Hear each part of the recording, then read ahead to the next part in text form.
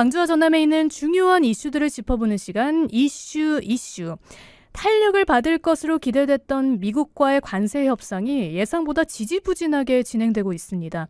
급변하는 국제정세 속에서 전남 서남권에서는 이재명 대통령이 직접 나서서 SK와 오픈 AI의 초대형 데이터 센터 유치를 성사시켰다는 소식이 큰 주목을 받고 있는데요.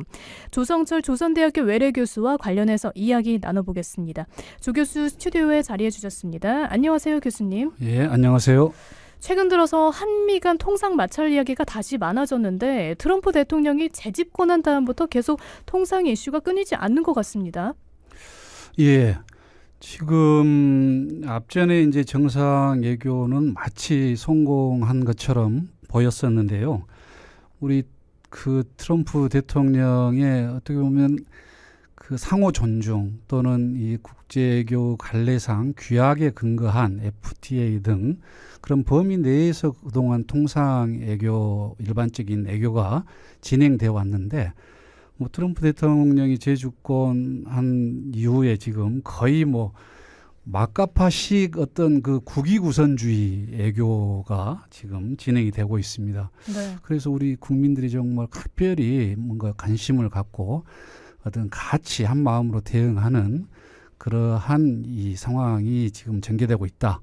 그렇게 또 대응해야 되는 어떤 필요성이 우리에게 제기되고 있다. 그렇게 말씀드리고 싶습니다. 네, 발빠르게 지금 우리 정부도 대응을 하고 있고 우리 국민이나 국회가 할 수 있는 역할도 분명히 있다고 그러면 보시는 거죠?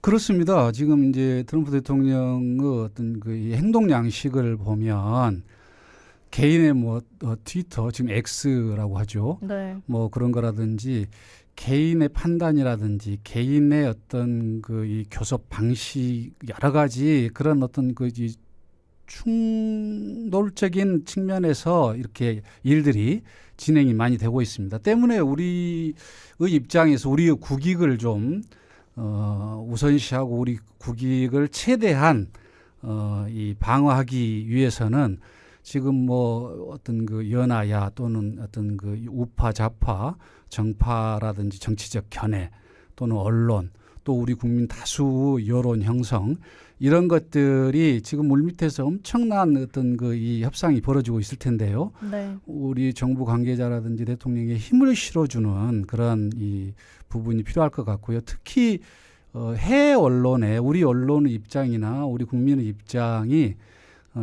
우리 국가의 이익을 대변하는 측면에서 많이 보도가 될 수 있도록 만들어주는 것이 굉장히 중요하다.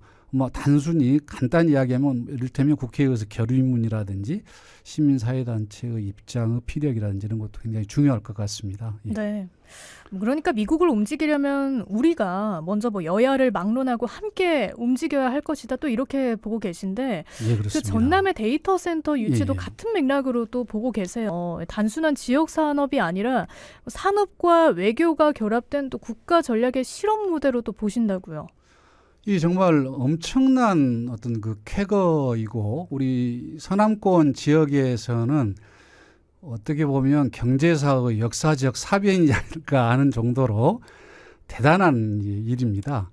우리가 이제 돌이켜보면 예전에 그 이용섭 시장 때 예비 타당성 면제 그 광역 개발 사업에서 다른 지역은 뭐 2조 3조 SOC 사업을 선택할 때 우리 광주에서 6천억짜리 AI 산업을 추진을 했거든요.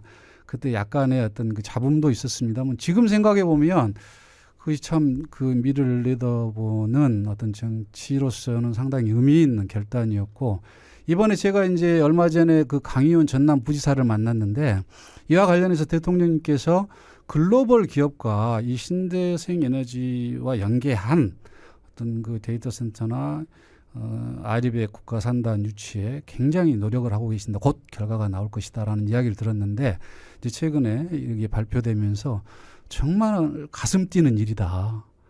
그런 말씀을 드리고 싶네요. 네, 이번에 또 데이터 센터를 유치하면서 이재명 대통령과 샘 울트만 회장의 회담이 큰 관심을 받지 않았습니까? 예. 어떤 논의가 오갔고 또 우리 산업이나 지역에는 어떤 파급 효과가 예상될 걸로 보시나요?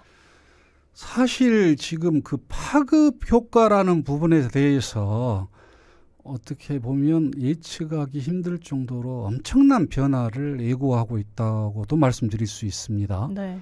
지금 이제 대통령님과 그 샘 올트먼 회장과 이제 데이터 센터 유치 이런 부분에 합의를 하신 거고, 이제 그와 관련한 우리 뭐 어떤 신재생 에너지 서남권의 태양광이라든지 그리고 풍력 이제 아주 효율성이 있는 당장 솔라시도 쪽에는 600메가와트 태양광 사업이 대규모로 진행이 되고 있고, 이 데이터 센터는 아리백 어떤 그 산단이 오려면 이제 기가급으로 아마 에너지가 생산이 되고, 그 에너지 생산 기반으로 통해서 이제 ESG 기업들이 이제 국제적 경쟁력을 갖기 위해서는 지금 신재생 에너지가 무엇보다 필요한 상황 아니겠습니까?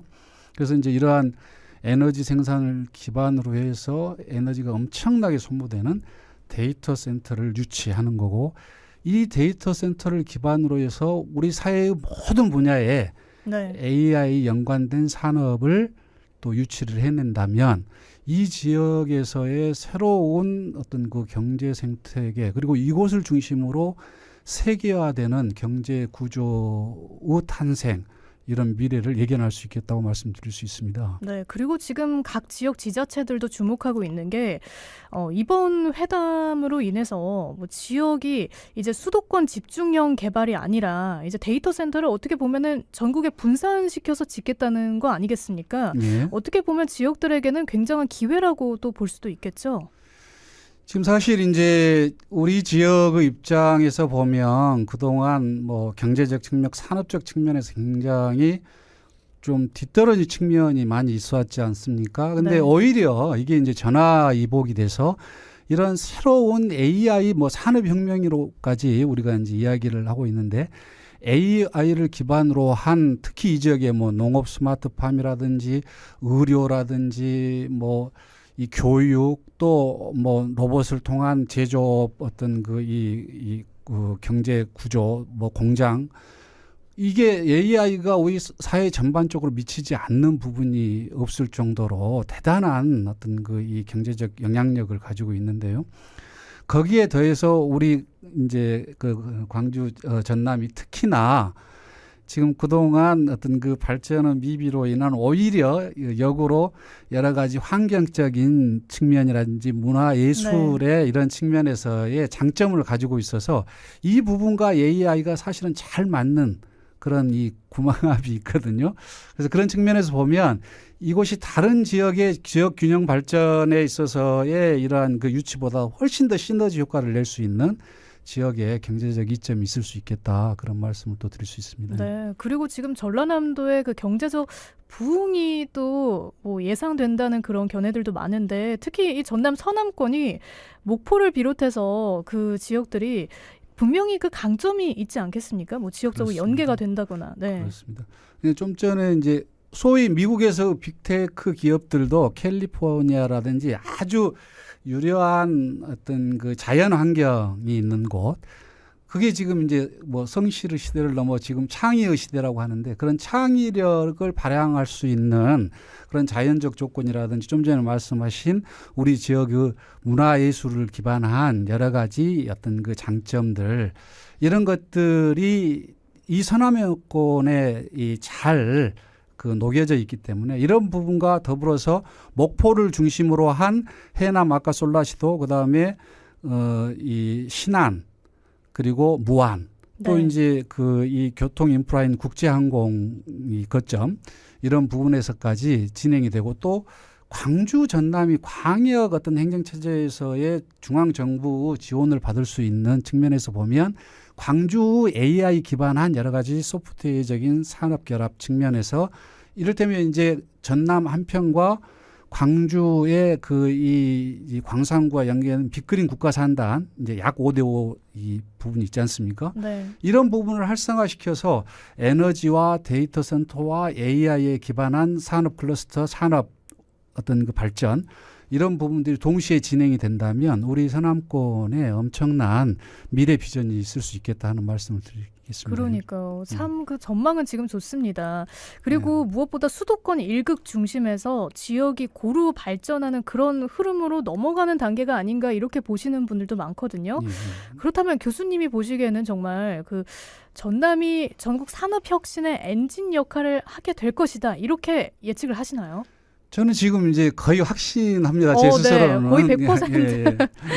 왜냐하면 지금 이제 말씀드렸다시피 우리 그 호남 지역의 여러 가지 장점이 지금 이제 발양될 수 있는 그런 네. 시대가 오고 있다고 말씀을 드릴 수도 있고, 또 지금 이제 목포 또 그 제주도 해저 터널 이 사업도 지금 여러 가지 이야기가 되고 있는데, 교통, 항만, 해운 여러 가지 측면에서 이제 우리가 서남의 그런 발전적인 어떤 비전이 보이고 있는 것이고, 또 이제 그 우리의 서남권 이제 예전에 로마 시대 유럽을 다 정복을 하고 1000만 이상의 노예가 있으니까 로마의 시민은 이제 놀고 먹어도 된다는 거예요. 그래서 일하지 않는데 대신 기본소득이라든지 콜로세움을 통한 어떤 그 이 볼거리 뭐 이런 것들을 만들어서 두 가지가 그 시대에 나타났다고 하는데, 이 AI 시대에 우리의 어떤 그것과 똑같이 비견할 수는 없겠지만 우리 지역의 발전과 더불어서 우리가 어떤 먹거리나 볼거리를 새롭게 만들어주는 문화적 자양분이 폭발을 하고 이게 어떤 K컬처나 K푸드로 또 연결이 된다면 단순히 AI 산업을 넘어서서 세계에 큰 영향을 미칠 수 있는 어떤 산업 생태계, 경제 생태계, 문화 생태계를 만들 수 있는 네. 그런 비전이 우리 서남권에 있다. 근데 사실 지금 여러 가지 우리 이전에 보면 아주 작은 이해득실, 이해관계 이런 것들로 인해서 지역이 이런 정말 우리에게 주어진 엄청난 기회를 과연 이제 성과로 만들어내고 지역 발전으로 정말 이렇게 비전을 만들어낼 수 있겠는가? 이건 또 우리에게 주어진 과제일 수 있겠다는 생각이 들거든요. 네, 앞으로 저희가 노력해야 할 것도 많고 과제도 그렇습니다. 많지만 뭐 장점도 분명히 있는 만큼 이 데이터 센터 유치로 인해서 이 전남 지역이 한층 성장하는 또 그런 계기가 되었으면 좋겠네요. 그렇습니다. 오늘 이야기는 여기까지 듣겠습니다. 감사합니다. 예, 고맙습니다. 지금까지 조성철 조선대학교 외래 교수와 함께했습니다.